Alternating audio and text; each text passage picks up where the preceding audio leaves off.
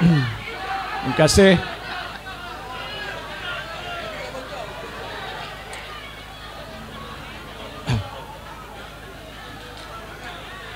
Bismillahirrahmanirrahim. Alhamdulillahirabbil alamin. Wassalatu wassalamu ala asyrafil anbiya'i wal mursalin wa ala alihi wa sahbihi ajmain. Allahumma salli wa sallim ala sayyidina Muhammadin al-Fatihi lima ughliq wal khatimi lima sabaq wa nasiril haqqa bil haqq wal hadi ila siratikal mustaqim wa ala alihi wa sahbihi haqqa qadrihi wa miqdarihi al-azim. Assalamualaikum warahmatullahi wabarakatuh. Salam sejahtera dan selamat malam.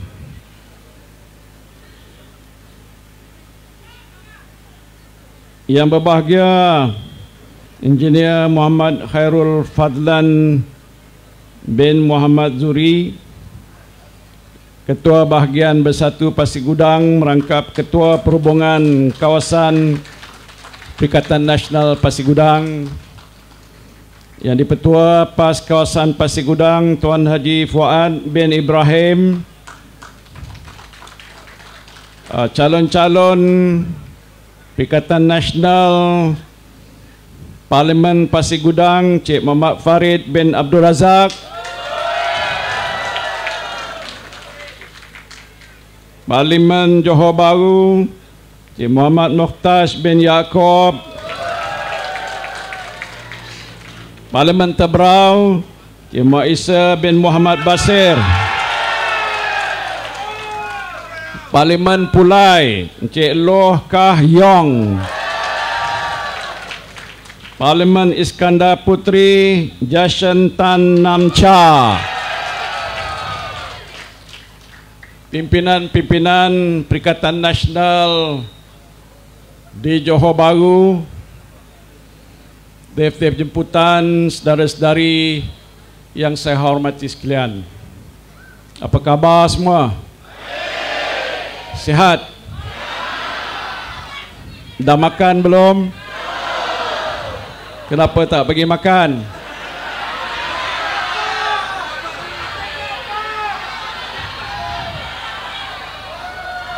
Lepas ni boleh pergi makan ke kedai mamak sebelah. Ketua bahagian yang bayar.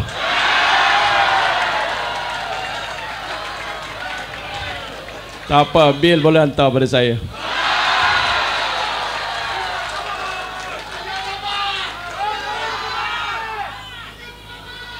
Syukur alhamdulillah, pada malam yang amat berbahagia ini saya dapat hadir ke sini, ke kawasan mana ni? Masai Sierra Perdana, untuk bersama-sama dengan saudara dan sekalian bagi memberikan sokongan yang padu dan kuat kepada semua calon-calon Perikatan Nasional yang bertanding di sini dalam PRU ke-15 ini. Melihat kepada kehadiran yang sebegini ramai dengan semangat yang berkobar-kobar, agak luar biasa. Suatu petanda awal yang menunjukkan insya-Allah dalam PRU ke-15 seluruh negara Perikatan Nasional akan berjaya menang dan membentuk kerajaan di Putrajaya.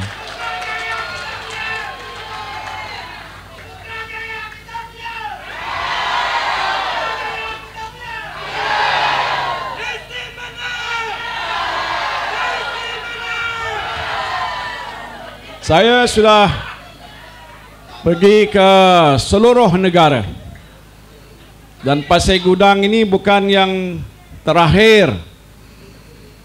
Dan di setiap kawasan-kawasan yang saya lawati dan tinjau secara yang dekat, saya dapati bahawa sokongan pengundi-pengundi di hampir semua negeri-negeri yang saya lawati agak luar biasa. Iaitu suatu petanda juga yang saya telah sebutkan tadi bahawa Perikatan Nasional akan menang dalam PRU ke-15 ini, insya-Allah. Di peringkat awal sebelum hari penamaan calon, ramai yang berkata bahawa Perikatan Nasional ni underdog. Apa makna tu? Macam orang tak pandang sangatlah. Agak dipandang remeh. Seolah-olah kita ni macam budak sekolah. Tapi terbukti tanggapan dan andaian ini adalah salah. Kerana pada hari ini dapat jelas dan nyata di mata kepala saya dan saudara sekalian bahawa kita sudah melihat satu kemarahan, dokongan rakyat yang luar biasa dan hebat. Seolah-olah sudah ada satu gelombang besar nak mengangkat Perikatan Nasional membentuk kerajaan ini selepas 19 hari bulan ini, insya-Allah.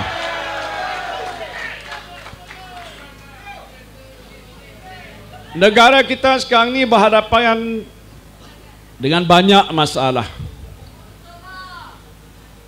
Kita berada dalam situasi yang agak krisis. Krisis politik yang telah pun menyebabkan kerajaan silih berganti. Kestabilan politik ini disebabkan angkara dan perbuatan mereka-mereka yang tidak prihatin tentang nasib rakyat. Kita berhadapan dengan masalah krisis ekonomi negara. Krisis ini telah bermula semenjak tahun 2019, tetapi lebih terkesan selepas kita berhadapan dengan pandemik COVID-19. Selama tempoh hampir 2 tahun lebih, sebahagian besar daripada kegiatan ekonomi negara kita terganggu dengan begitu hebat sekali. Ramai pengusaha, peniaga, usahawan mikro, kecil dan sederhana menanggung kesulitan yang agak luar biasa, rugi yang banyak. Demikian juga sejumlah besar rakyat di negara kita yang sebelum ini berhadapan dengan masalah kemiskinan. Dulu kita dimaklumkan ada beberapa kumpulan dalam masyarakat kita, iaitu yang dikatakan the top 20, yang tertinggi di atas, yang kaya dan mewah 20%. Di peringkat pertengahan ini dikatakan ialah middle 40 ataupun pertengahan 40.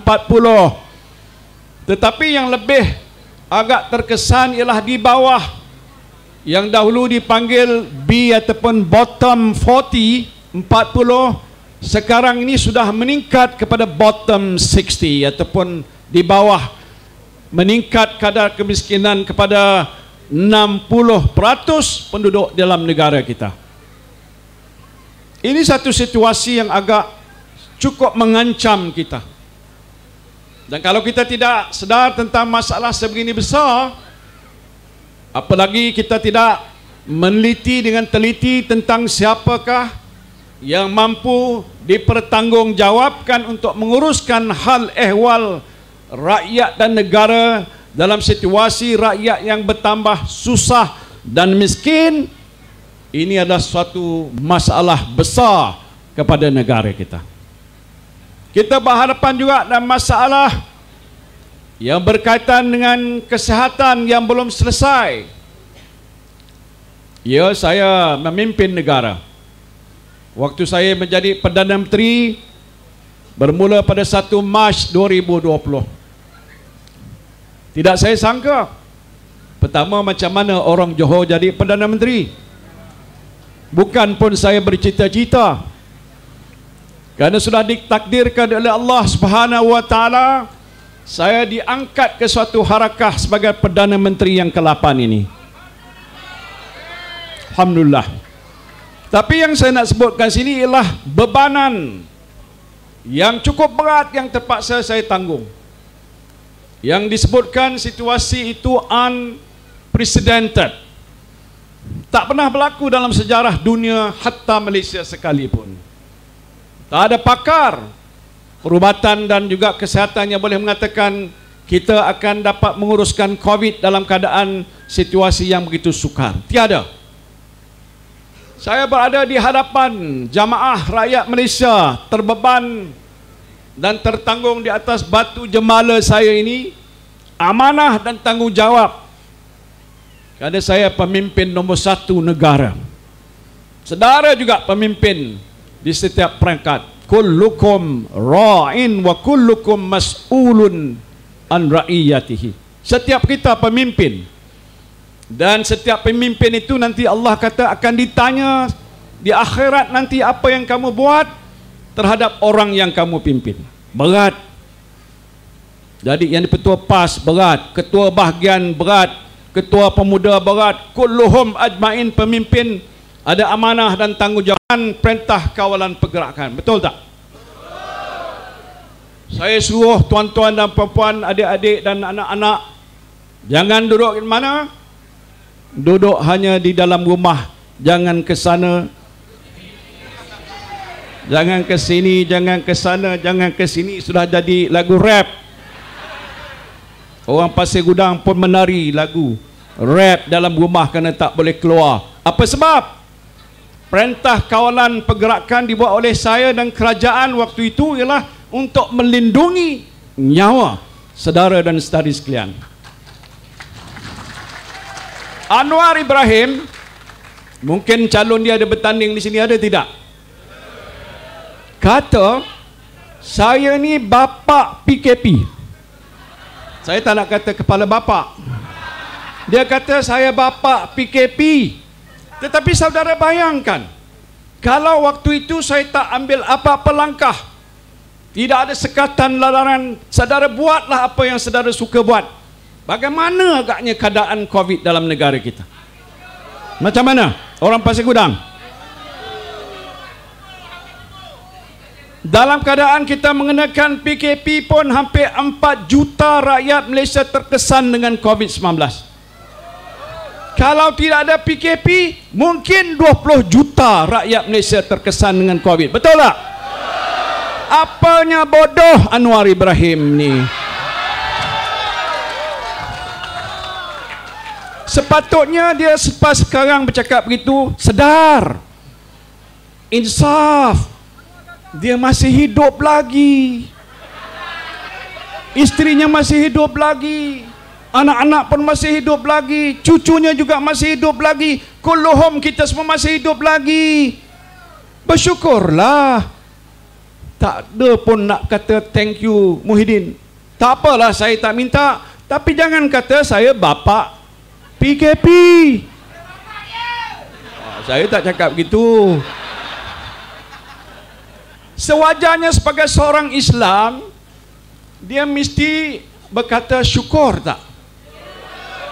La in syakartum la azidannakum wa la in kafartum inna azabi lasyadid. Ini Allah kata, kalau kamu syukuri atas nikmat yang aku beri pada kamu, nescaya aku akan tambah lagi lebih banyak lagi. Sebab tu saya suruh makan kat kedai tadi. Tak cukup, tambah lagi. Wala in kafartum inna azabi lasyadid. Kalau kamu kufur akan segala nikmat dan pemberian yang aku beri pada kamu, azab yang paling pedih pada kamu. Siapa kata? Allah kata. Saya cuma nak baca ini untuk mengingat kepada Datuk Seri Anwar Ibrahim. Tapi tak apa cerita tu. Tapi saya nak menyebutkan, ni baru mukadimah. Berapa lama saya boleh berucap? Sampai subuh.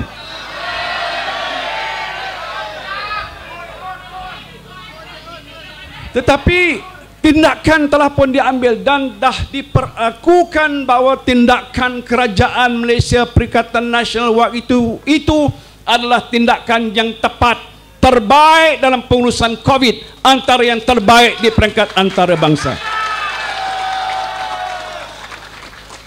Negara lain belum dapat vaksin, Malaysia antara negara yang terawal. Itu sebut cara Anwar Ibrahim. Antara negara yang pertama dapat vaksin dalam tempoh hanya 7.2 bulan. Lebih baik daripada Jepun, lebih baik daripada Korea, lebih baik daripada Singapura, lebih baik daripada Indonesia yang tunggu lebih setahun 2 bulan baru dapat vaksin. Anwar Ibrahim tak tahu cerita macam itu. Bayangkan kalau Anwar Ibrahim waktu itu menguruskan negara, macam mana saudara dan saudari boleh lihat apa yang akan berlaku. Baru 1-0. Tetapi bukan soal kesihatan saja. Yang terkesan besar ialah soal kehidupan kita. It is not about life alone, it is about livelihood, iaitu soal kehidupan kita yang juga terkesan bila PKP tak boleh keluar, tak boleh bekerja, tak boleh pergi kilang, tak boleh buat perniagaan dan berbagai-bagai sekatan. Bukan saya suka, saya tak suka. Ini keputusan Majlis Tindakan Negara, Majlis Keselamatan Negara, bukan sewenang-wenang saya buat keputusan. Tapi jelas terbukti bahawa tindakan yang kita ambil ni adalah tepat, bagaimana kita saksikan pada hari ini. Terkesan masalah ekonomi, dan saya sedar waktu mana saya kata buatkan perintah kawalan pergerakan. Apa yang saya buat selain daripada itu? Supaya Menteri Keuangan keluarkan bantuan dan bantuan dan bantuan dan bantuan dan bantuan 8 kali pakej rancangan 530 bilion nilai. Siapa orang Pasir Gudang tak dapat? Kalau tak dapat, jumpa ketua bahagian lagi. Bantuan yang kita beri tak berkesudahan. Pakej bantuan prihatin masuk terus dalam akaun kalau saudara tergolong dalam golongan yang layak. Bantuan bakul, bantuan kotak, saya tak tahu berapa juta yang bernilai berbilion-bilion ringgit kita keluarkan untuk menentukan supaya tidak ada rakyat negara kita yang mati kebulur. Mesti ada makanan di atas meja mereka. Betul tak? Cih, Anwar Ibrahim. Saudara, ini masalah kita. Saya tak nak cerita panjang-panjang, ini baru mukadimah. Kerana saya banyak ada kitab di hadapan saya yang saya nak kuliahkan sebentar lagi. Tetapi masalah sekarang ini disebutkan tadi, kesan daripada pandemik, ramai jatuh miskin. Dulu 40% naik ke 61% lebih tepat. Bermakna kalau ada 10 anggota dalam masyarakat, 6 daripada mereka sudah pastinya berpendapatan bawah daripada RM4,000 sebulan isi rumah. Itu kiraan daripada pihak unit perancang ekonomi negara. Persoalan sekarang ini, dalam tempoh waktu saya menguruskan negara, angkara perbuatan daripada UMNO dan Barisan Nasional, kluster mahkamah yang tidak langsung mengingatkan soal nasib rakyat, pasal hanya fikir soal politik dan kuasa. Mereka tarik sokongan pada saya terpaksa meletakkan jawatan waktu mana tugas saya belum lagi selesai. Memang tugas saya belum selesai. Sebab itu saya nak minta supaya bagi balik tugas pada saya akan selesaikan selepas kita menang PRU ke-15 dan kita kembali duduk di kursi Perdana Menteri, InsyaAllah lepas 19 hari bulan itu.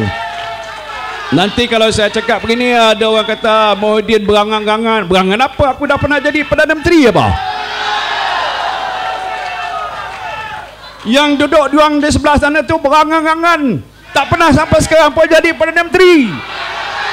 PM tepi, PM tepi. Hey.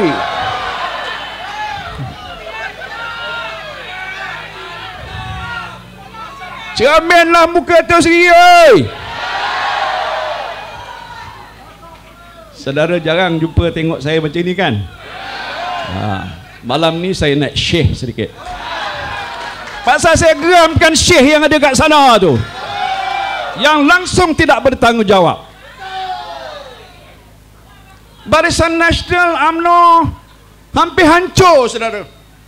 Hancur dikeroyoknya oleh orang yang bernama Zahid. Apa dia? Ponorogo. Ponorogo jauh, jangan kita perkecilkan. Dia kata dia telah membawa masalah besar kepada negara. Lebih besar lagi ialah masalah dia telah merosakkan parti dia sendiri. Saya duduk di situ dulu.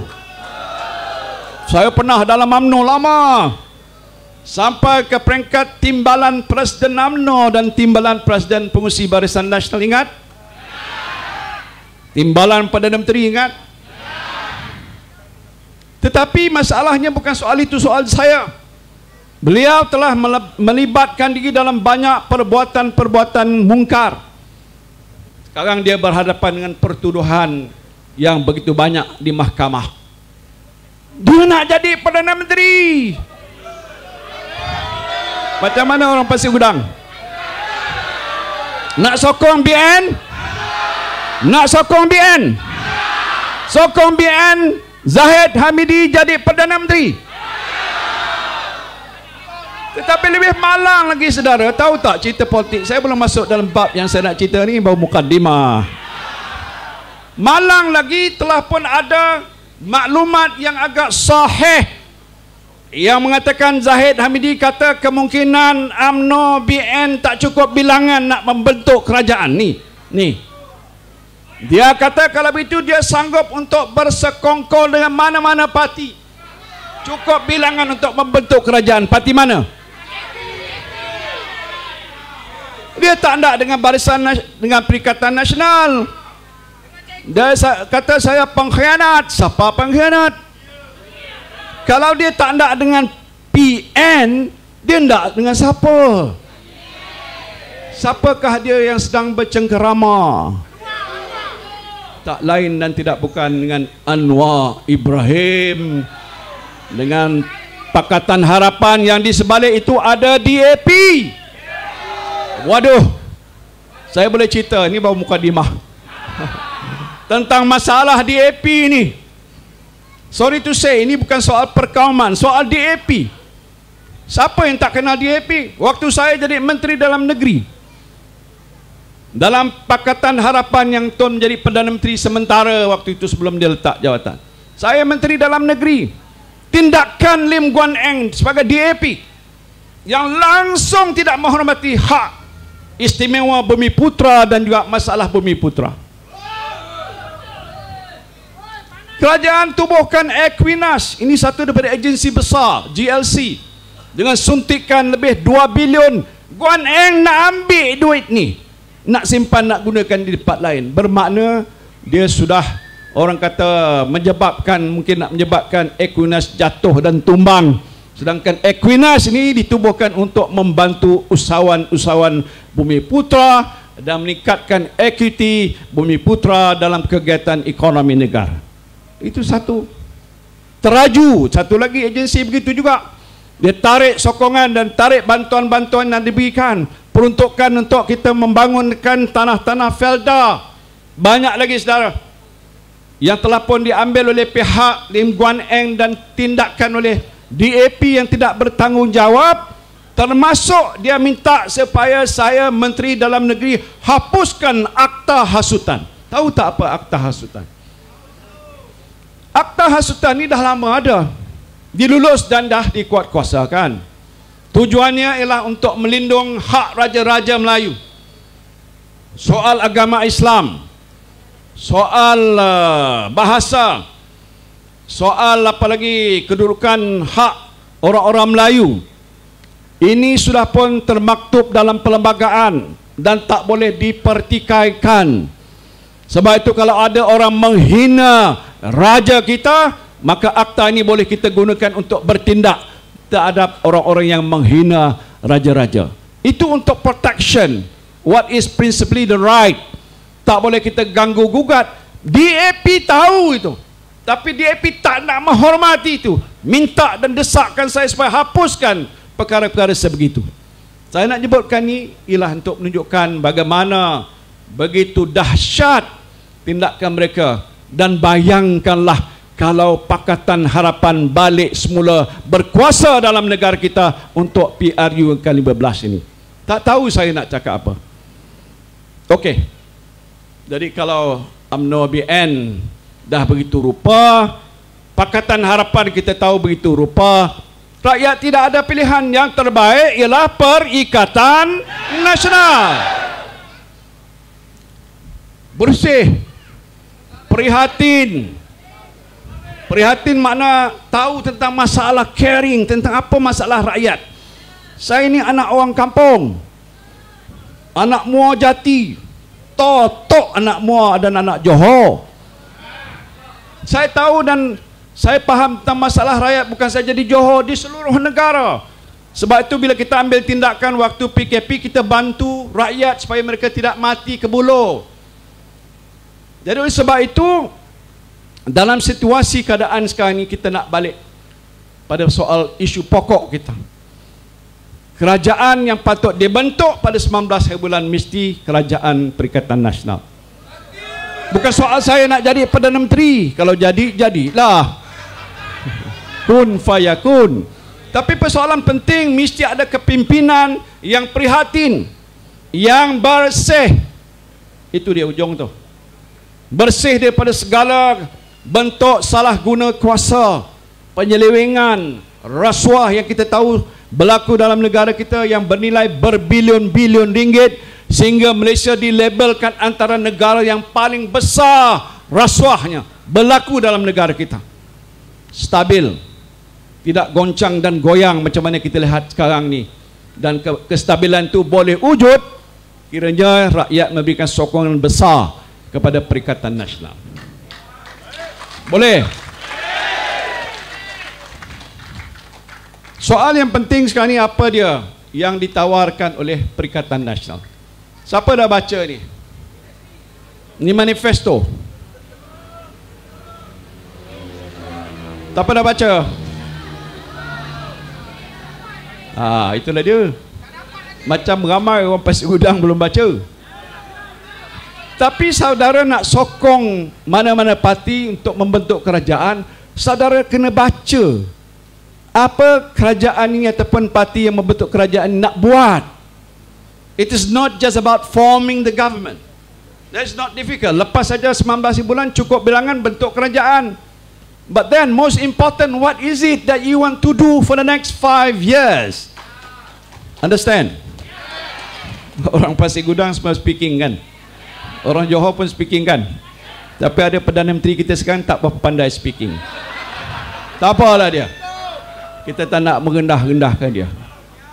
Penting kita tahu tawaran Parti Perikatan Nasional supaya saudara tahu apa yang kita nak laksanakan. Dan ini bukan mainan.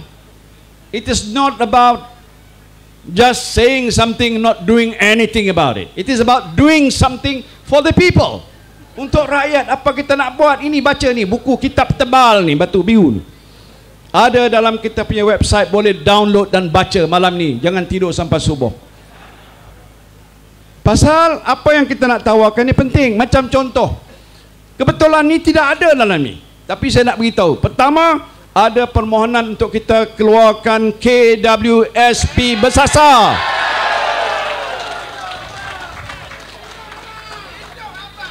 KWSP saya dah keluarkan dulu, betul tak? I Sinar, I Lestari, I Citra, I semua sekali dah keluar, dah banyak dah. I love you. Nak keluar secara bersasar makna bila dah besok menang je, hari besok kita adakan mesyuarat jemaah menteri. Pertama yang kita kata, ingat pilihan raya kita dah janji, kita kena buat ini. Katalah saya jadi Perdana Menteri kan, saya suruh siapa? Saya suruh Menteri Kewangan. Malang sungguh Menteri Kewangan kita yang saya lantik tu dah pergi ke sana. Tak apa, saya tak kecilkan dia. Besok dia insaf dan sedar. Dia fikir BN boleh menang. BN akan kalah teruk. Itu pertama. Kedua, kola untuk penjawat awam. Naikkan RM100 lagi, tak pernah naik. Meningkat. Bantuan untuk orang miskin bertambah. Bantuan kebajikan pun bertambah. Bantuan nelayan pun bertambah. Kita akan tubuhkan apa yang disebutkan My Prihatin, iaitu sebuah agensi sehenti dan pengkalan data tunggal untuk mengurus penyaluran bantuan pada rakyat yang memerlukannya. Saya sebut awal tadi yang kata ramai miskin.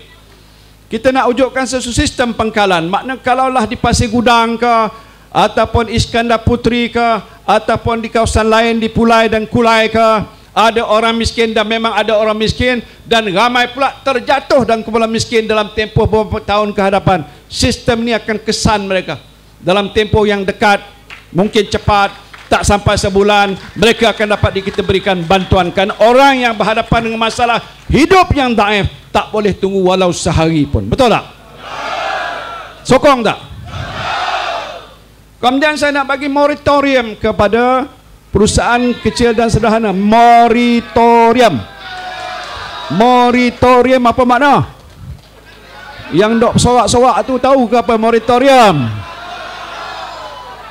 Masa Covid dulu, ramai pengusaha-pengusaha, penyaga-penyaga, usahawan dan sebagainya, China, India semua sekali datang minta supaya bank jangan ambil duit yang kita bayar secara ansuran pinjaman. Macam contoh pinjam rumah. Siapa sini yang dah pinjam duit daripada bank, pinjam rumah? Cuba angkat tangan. Itu dia. Ini kena-kena dengan awak ni. Pinjam apa? Finance company, jangan along tak masuk. Finance company untuk membayar kereta. Tiap-tiap bulan kan kita kena bayar, bukan? Kalau tak bayar orang kejar kita, dia tarik kereta. Tapi moratorium ni untuk diberikan sekali lagi. Saya akan minta bank negara beritahu kepada bank-bank yang ada dalam negara kita macam dibuat dahulu supaya bagi lagi satu tempoh 6 bulan. Jangan ada tuntutan bayaran dalam tempoh 6 bulan untuk membolehkan peniaga sedara terasa lebih, orang kata, terbela dan juga tak perlu nak bayar supaya pusingan perniagaan lebih baik, cash flow lebih baik. Itu tujuannya sebenarnya itu tujuan. Saya janji dan saya kata ini antara perkara langkah pertama yang kita akan buat dalam jemaah menteri nanti supaya moratorium hendaklah diberikan kepada seorang sesiapa saja termasuk syarikat yang menghadapi pinjaman-pinjaman tertentu. Boleh tak? Saya sebutkan sini juga mencipta 1 juta peluang pekerjaan dalam sektor berpendapatan tinggi, bukan sektor biasa. Kalau anak-anak kita keluar universiti, dia harap ada kerja yang sesuai. Bukan kerja dengan gaji RM2,000 dan sebagainya. Kalau boleh 3, 4, 5 ribu. Ini boleh kita lakukan kalau kita dapat menarik pelabur-pelabur yang berteknologi tinggi, yang memerlukan engineer, macam-macam lagi. Dan mereka ini mungkin akan diberikan gaji yang lebih lumayan daripada apa yang ada. 1 juta peluang pekerjaan. Saudara mungkin kata, boleh ke Tan Sri buat? Boleh. Waktu zaman PKP saya mewujudkan 530,000 peluang pekerjaan dalam tempoh kurang 2 tahun. Ini untuk tempoh 5 tahun. Masalah kesihatan rakyat. Siapa yang ada di sini sihat, tak pernah sakit? Angkat tangan. Sihat sepanjang, tak pernah sakit? Alhamdulillah. Tapi pastinya kita ni ada waktu tentu kita terganggu kesihatan kita. Saya kena kanser. Alhamdulillah, dah 4 tahun doktor buat itu scan saya, dia kata you are free of cancer. Alhamdulillah. Dan ramai di kita ini ada darah tinggi, darah rendah, ada macam-macam ni, kencing manis, kencing tak manis, macam-macam masalah. Jadi semua orang memerlukan rawatan kesihatan. Saya janji kalau Kerajaan Perikatan Nasional menang, kita akan mewujudkan kad prihatin nasional untuk memberikan akses pada perkhidmatan kesihatan terpilih secara percuma di klinik swasta dan juga di hospital kerajaan. Banyak duit tu, oi. Tak apa, tanya macam mana saya nak buat, saya tak payah cerita dan tuan-tuan. Kemudian kita tahu juga masalah susah sekarang ni pasal antara kos yang ditanggung oleh rakyat ialah pengangkutan, logistik. Nak bergerak sana kemari kena bayar, sama ada Grab ke bukan Grab, kereta sendiri ke, bas dan sebagainya. Sini saya sebutkan menyediakan perkhidmatan bas sekolah dan pusat penjagaan kanak-kanak percuma bagi kumpulan miskin dan miskin tegah. Berapa ramai miskin? Berapa persen? Kalau dia ada anak pergi ke sekolah, kita sediakan bas, jadi kurang belanja mak bapak. Atau sediakan pusat penjagaan kanak-kanak kerana mak dia bekerja, boleh diletakkan situ. Ini kerajaan akan bina dan swasta juga akan kita jemput untuk membina. Ini baru mukadimah. Tak apa, saya tidak ambil panjang, saya baca je ke. Kena tawaran untuk belia. Siapa belia di sini angkat tangan? Belia di sini. Belia nak sokong siapa? Kena sokong Perikatan Nasional, jangan salah-salah sokong. Nyaya kita ada buatnya. Untuk keluarga muda, menawarkan skim perumahan mikro belia mampu sewa di bandar-bandar utama, termasuklah di Johor Bahru. Kalau ada anak kita yang dah bekerja, masih lagi bujang, dia nak sewa, kosnya tinggi, boleh jadi sampai RM1,000, RM2,000 sebulan, gajinya RM2,500, macam mana nak sewa? Dia hanya perlukan satu bilik. Kalau satu bilik tu dia bayar RM200-300, mungkin boleh menyelamatkan dia dan dia tidak ditanggung beban hutang dan sebagainya. Ini tawaran kita. Kita adakan perumahan mikro belia mampu sewa di bandar. Sewa dulu. Besok dah ada pendapatan tinggi macam saya juga, barulah kita mencari rumah dan kita beli selepas daripada itu. Allowance pelajar yang menjalani latihan amali praktikal di sektor awam dinaikkan pada RM1,200 sebulan. Mengurangkan bayaran balik pinjaman PTPTN. Siapa di sini ada pinjam PTPTN yang tak bayar lagi? Saya bagi diskaun 25% kepada siswazah yang lulus, orang kata second honors degree yang kedua. Itu dia syarat. Memberi insentif khas bernilai RM1,000 kepada pekerja sektor ekonomi gig ekonomi yang melanjutkan pengajian dalam kursus terpilih di institusi pengajian tinggi yang diiktiraf. Tawaran untuk wanita. Tanpa wanita siapalah kita lelaki? Ya. Sebab itu saya tak lupa soal wanita. Saya pun teringat dengan isteri saya kat rumah ni sekarang ni. Iaitu untuk mengembangkan apa yang kita sebut dana nita wanita bangkit berniaga. Iaitu kita akan membantu usahawan-usahawan wanita yang baru dan menyediakan pinjaman tanpa faedah sehingga RM20,000 seorang.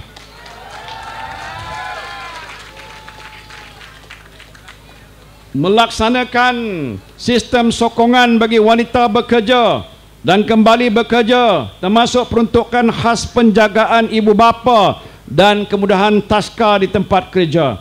Melaksanakan intervensi yang agresif untuk memastikan sasaran sekurang-kurangnya 30% penyertaan wanita dalam jawatan utama di sektor awam dan swasta. Dah jadi dasar kerajaan. Wanita mesti menguasai setidak-tidaknya 30%.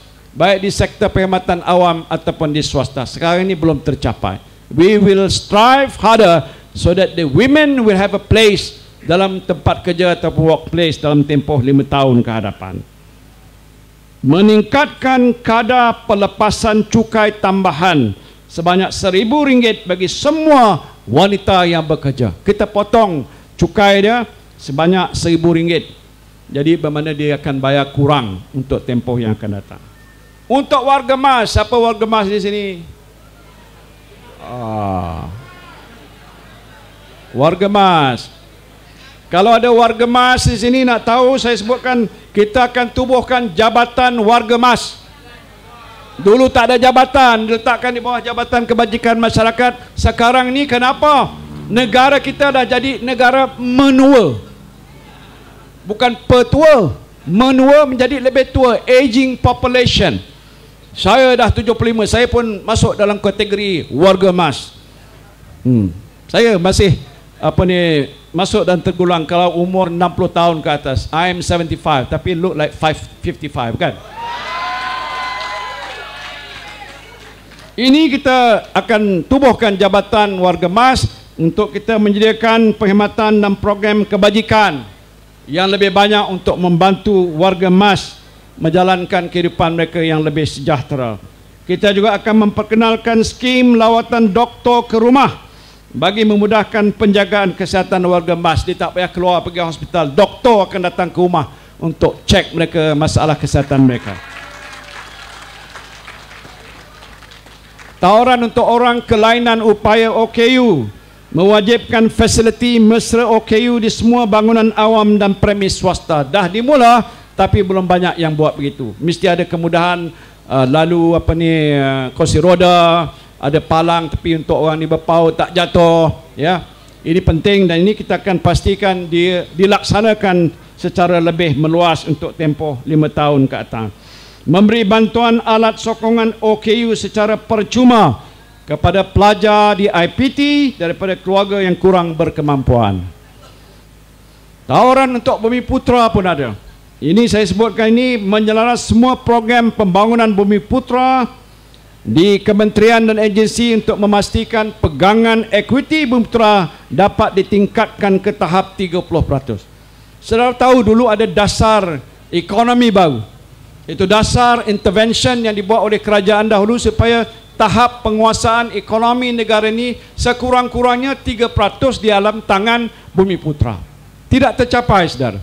Lepas DAB tamat, disambung dengan dasar pembangunan negara, kadar pegangan equity makin hari makin merosot. Mungkin sekarang ini tak sampai 15%. Bagaimana usaha dibuat supaya penguasaan ekonomi Bumiputra ini dapat ditambahkan baik dari segi kegiatan perniagaan, peningkatan acquisition, equity dan sebagainya. Ini penting untuk menjamin masa depan Bumiputra di negara kita. Mewujudkan pusat sehenti untuk menambah usahawan Bumiputra, mencuburi bidang perniagaan, meningkatkan pelibatan usahawan Bumiputra yang berpotensi dalam sektor pengeluaran hasil pertanian melalui insentif khas dana agropreneur Bumiputra sebanyak 1 bilion ringgit bagi tempoh 5 tahun yang akan datang. Ini sebahagian saja. Kalau saya pergi ke rancangan Tanah Felda, saya juga beritahu waktu zaman saya mentadbirkan negara, kita hapuskan hutang Felda. Hutang Penoka Felda 8.3 bilion ringgit kita hapuskan. UMNO sejak berpuluh-puluh tahun tak langsung menghapuskan. Saya hanya tak kurang daripada 2 tahun kita telah menghapuskan hutang Penoka Felda. Jadi Penoka Felda hari ini lebih kurang sedikit aja hutang mereka yang berbaki. Itu satu tindakan yang saya buat untuk menyelamatkan ladang-ladang milik Penoka Felda. FGV yang telah disedaraikan tetapi dah jatuh saham, kita peruntukkan sejumlah 9.9 bilion ringgit. Tuan-tuan duduk kat Pasir Gudang mana tahu ada Felda tak? Tak jauh di sini ada Felda. Ini sebahagian, saudara. Dalam kitab ini ataupun buku ini banyak lagi. Kalau soal nelayan, petani, pekebun kecil, macam pekebun kecil getah. Sekarang ni mereka komplain dengan saya, dia kata harga getah dah jatuh ke paras RM2 ke sekilo lebih kurang lah. Najib punya pasal. Untuk kehadapan ni saya kata kita akan, bila saja kita menerajui negara, kita kaji ni supaya ceiling ataupun lantai itu kita naikkan seboleh mungkin lebih tinggi daripada apa yang ada sekarang, supaya pendapatan para pekebun kecil getah tidak akan merosot pada satu paras yang paling rendah dan menyebabkan mereka berada dalam kedudukan yang miskin, papa dan susah dan sebagainya. Ini sebahagian aja. Ya, kalau saya nak sebut banyak sekali, saya tak fikir boleh saya sebut satu persatu. Ini menunjukkan keseriusan Perikatan Nasional untuk membantu menyelesaikan banyak masalah negara. Yang saya sebut ni hanya mungkin tak sampai 10% daripada masalah kita. Banyak lagi masalah yang kita hadapi. Dan saya nak beritahu, tahun hadapan banyak pakar-pakar ekonomi dan Bank Dunia berkata tahun hadapan tahun yang lebih teruk kerana global recession, iaitu recession di peringkat global akan berlaku, di mana banyak negara dunia akan menghadapi masalah tekanan ekonomi, kemerosotan ekonomi, kemerosotan perniagaan dan pelbagai-bagai lagi, dan Malaysia tak terkecuali menghadapi masalah yang sama.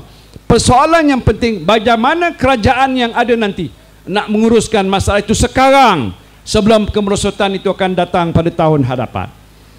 Jadi kalau saudara dengar ucapan saya ni yang baru mukadimah ni, tak ada dekat ujung pun, saudara akan rasa sedar that what we say is what we mean as business. Saya ni kalau tengok muka saya ni macam serius, ya kan? Tapi bila cakap tak apa-apa serius. Serius bukan pasal apa? Masalah besar negara. Apakah saudara fikir Zahid Hamidi kalau jadi Perdana Menteri akan berfikir soal tu? Dia fikir soal apa? Soal diri dia saja. Cari jalan nak dibebaskan. Dia tak akan fikir soal orang Pasir Gudang. Dia langsung tak akan fikirkan orang Muar. Dia tak fikir soal Pagoh, tak fikir soal orang Felda. Dan macam lagi, tak akan dijadikan itu sebagai satu tanggungjawab dia kerana he is facing a very serious problem. Betul tak?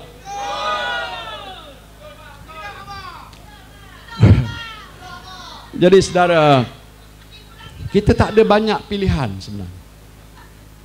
Dulu tak ada Perikatan Nasional. Dulu tak ada pilihan. Engkau ndak, engkau tak ndak, engkau pangkah juga Barisan Nasional. Saya tahu. Benci-benci pun pangkah itu pasal takut kalau terpangkah DAP, nyaya hidup mereka. Jadi mau tak mau. Dia curi sikit pun okey lah. Curi sikit lagi tak okey lah. Dah curi banyak-banyak okey lah. KO lah awak semua. That time you don't have a choice. This time Perikatan Nasional is the better choice. Pilihan yang terbaik dah ada. Gabungan Parti Bersatu yang saya pimpin. Saya teraju Parti Bersatu kerana saya ditendang keluar daripada UMNO. Allah kata kau tubuh bersatu, maka kun fayakun, jadilah bersatu. Tapi sebagai orang politik yang sudah lama, hampir lebih kurang 48 tahun, tengok muka saya ni tak muda macam dulu. Saya lebih faham daripada saudara-saudara. Sudah begitu lama saya faham tentang masalah kita. Dan kalau kiranya kita tidak mengambil satu langkah yang cepat dan segera, kita akan menanggung beban yang lagi besar. Maka sebab itu saya tahu waktu itu kalau setakat bersatu saja nak buat kerja seorang, tak mungkin berjaya. Nak menentang kleptokrasi yang sebabkan dia jatuh, kalau hanya bersatu saja, tak mungkin kita berjaya. Tapi kita berjaya kerana kita gabungkan waktu itu dengan Pakatan Harapan. Saudara tahu kenapa saya tinggalkan Pakatan Harapan? People kata saya ni traitors, pengkhianat. Saya dah cerita tadi. Dalam tempoh tak lebih daripada 22 bulan sekso duduk di situ dan macam-macam ancaman dan tekanan dibuat sampai menjejaskan hak istimewa orang Melayu dan Islam dalam negara kita. Saya tak rela nak duduk terus dalam Pakatan Harapan. Saya tinggalkan. Saya fikir saya belot untuk mereka, tapi saya tak belot pada bangsa, agama dan negara kita. Itu lebih penting. It's okay. You can say anything about me, but I think more important is not about me, it is about the country. Masalah negara, masalah Malaysia, itu lebih penting. Saya tak apa jatuh bangun. Lepas ni tak akan jatuh lagi insya-Allah. It is about the country. Kalau hanya jamaah kecil dalam konsep Islam pun, dia tak mungkin mencapai matlamat. Dibentuk jamaah yang lebih besar, maka PAS bersama dengan saya gabungan dua parti politik Melayu Islam terbesar dalam negara itu. Hari ini telah kita lihat satu gelombang besar kebangkitan orang Melayu untuk menentukan supaya negara ini tidak akan tersungkur jatuh pada tangan-tangan orang-orang yang mungkar, yang tak bertanggungjawab. Saya tak rela, saudara. Kita kena bangkit dan bangun tentang mereka. Jangan sokong pada mereka. Jangan bagi walau seundi pun pada mereka, kerana mereka nanti akan merosakkan masa depan kita semua. Ya, Anwar Ibrahim dengar ni dia marah. Tak apa, marah-marah lah. Peduli aku tidak. Yang penting orang Johor mesti bersatu hati. Saya telah pun dinobatkan oleh pengurusi-pengurusi Perikatan Nasional yang 5 yang menyatakan kalau pilihan raya ini Tan Sri Muhyiddin adalah calon Perdana Menteri. Kenapa tak tepuk tangan? Terperanjat. Bukan saya kata, ini pimpinan Tok Hadi dan rakan-rakan yang lain kata, you will be our candidate for the Prime Minister. Orang Johor takkan tak nak sokong orang Johor jadi Perdana Menteri.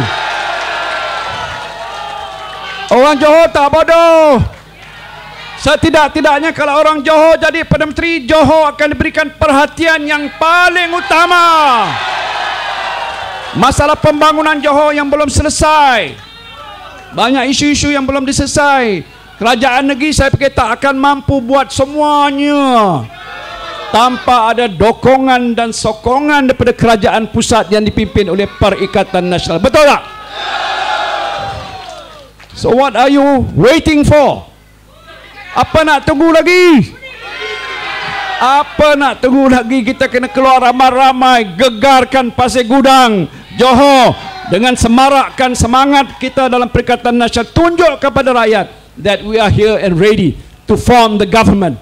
InsyaAllah Perikatan Nasional boleh terbentuk kerajaan lepas 19 hari bulan. InsyaAllah. Cukuplah sampai itu saja. Ya, banyak perkara boleh kita sebut. Kita mulakan di situ. Saya dah sebut tadi awal-awal, peratusan undi yang akan keluar mesti tinggi. Tengok masa pilihan raya negeri yang lepas, tak sampai 61%. Dan kerana tak sampai 61%, 60%, orang UMNO yang tegar tu jadi menentukan kemenangan. Kalau kali ini pengundi yang akan keluar sampai 95%, garanti bahawa UMNO akan tumbang dan Pakatan Harapan juga akan jatuh. Perikatan Nasional akan berjaya membentuk kerajaan. Hari ini ada undi awal. Undi awal hari ini. Semua calon semua tahu. Dah keluar mengundi. Dan diberitahu oleh SPR ada hampir 95% turn out. Kalau itulah jadi petanda dan pilihan yang akan datang ni juga 95%, saya yakin dan percaya Perikatan Nasional akan sapu bersih hampir semua kursi-kursi yang kita pertandingkan di seluruh negara. Apa lagi nak cakap? Faham tak? Sokong tak? Kalau tak sokong apa jadi? Kalau tak sokong apa jadi?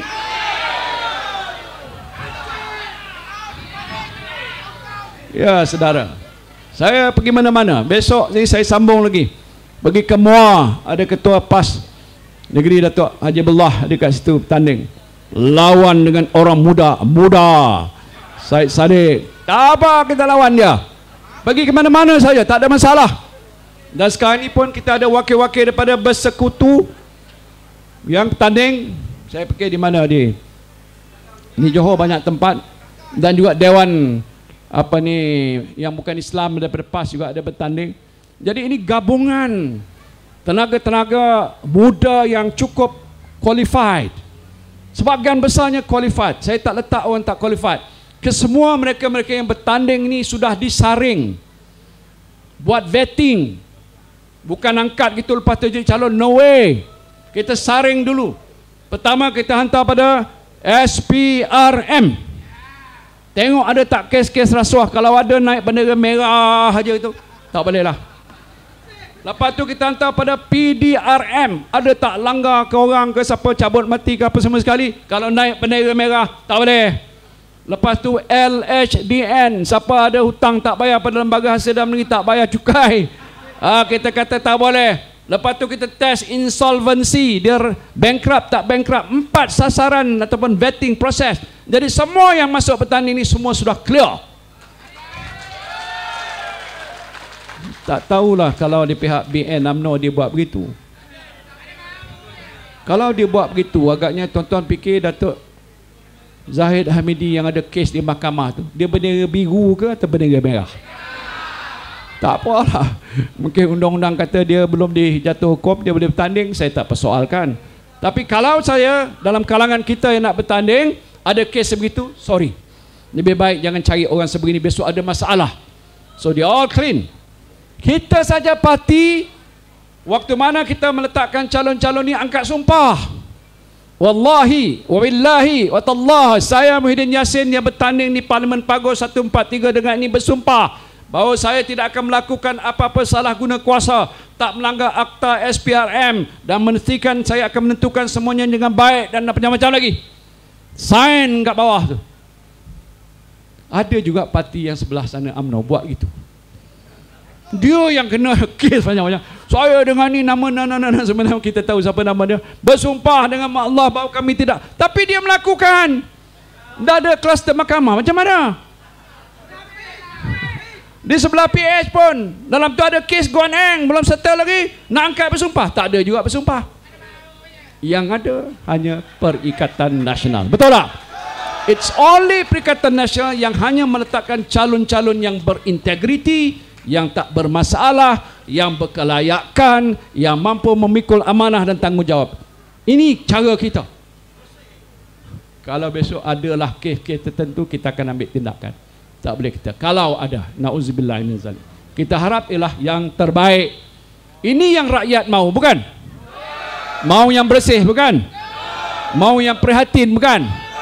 Mau yang stabil, bukan? So apa lagi? Sokong aja lah, ya, boleh? Jadi sebelum saya akhiri ucapan saya, ada banyak pihak yang minta saya baca doa. Boleh tak? Mengaminkan doa yang saya akan baca ini. Okey, bismillahirrahmanirrahim. Alhamdulillahirabbil alamin. Hamdan yuafi ni'amahu wa yukafi mazidah. Ya Rabbana lakal hamdu kama yanbaghi li jalali wajhika wa azimi sultanik. Ya Allah, ya Rahman, ya Rahim, kami bermunajat kepadamu, ya Allah. Kami memohon kepadamu agar engkau satukanlah hati-hati kami. Lindungilah kami dan rahmatilah perjuangan kami. Berikanlah kekuatan pada kami, hamba-hambamu yang lemah ini, untuk berjuang menegakkan kebenaran dan menentang kemungkaran, rasuah dan penyelewengan, dan menghadapi segala dugaan dengan hati yang sabar dan jiwa yang tenang. Mudah-mudahan dengan tekad kami mencegah kemungkaran dan menyeru ke arah kebaikan, engkau kurniakan kepada kami kekuatan iman. Ya Allah, ya Rahman, ya Rahim, engkau rahmatilah seluruh rakyat Malaysia. Engkau lindungilah negara kami dan kedaulatannya. Engkau kurniakanlah segala kebaikan pada kami semua. Engkau jauhilah kami daripada segala mara bahaya dan fitnah dunia. Ya Allah, ya Rahman, ya Rahim, kami telah berusaha sehabis daya untuk menyelamatkan negara tercinta daripada cengkaman golongan kleptokrat yang hubud dunia dan kezaliman golongan yang mengabaikan agama. Namun kami ini hanya insan-insan yang kerdil, ya Allah, yang bergantung harap kepada ihsan dan inayahmu, ya Allah. Engkaulah yang maha kuasa dan memberikan kuasa pada orang-orang yang engkau kehendaki dan menarik kekuasaan daripada orang yang engkau kehendaki. Maka dengan kekuasaanmu yang maha esa ini, ya Allah, engkau berikanlah kemenangan kepada Perikatan Nasional dalam pilihan raya umum ke-15. Semoga dengan kemenangan ini kami dapat mewujudkan sebuah kerajaan yang prihatin, bersih dan stabil, supaya negara Malaysia yang tercinta ini terus terpelihara, supaya rakyatnya hidup aman, makmur dan sejahtera, terus maju dan terus berjaya. Ya Allah, ya Rahman, ya Rahim, kabulkanlah doa permintaan ikhlas daripada hati-hati kami yang sentiasa berserah kepadamu, ya Allah. Rayuan ikhlas hamba-hambamu yang lemah ini, yang bernaungan hanya pada rahmatmu, ya Rahman, ya Aziz, ya Rahim. Rabbana atina fid dunya hasanah wa fil akhirati hasanah wa qina azabannar. Wa sallallahu ala sayyidina Muhammadin wa ala alihi wa sahbihi wa baraka wasallam. Walhamdulillahi rabbil alamin. Perikatan! Perikatan! Perikatan! PN! PN!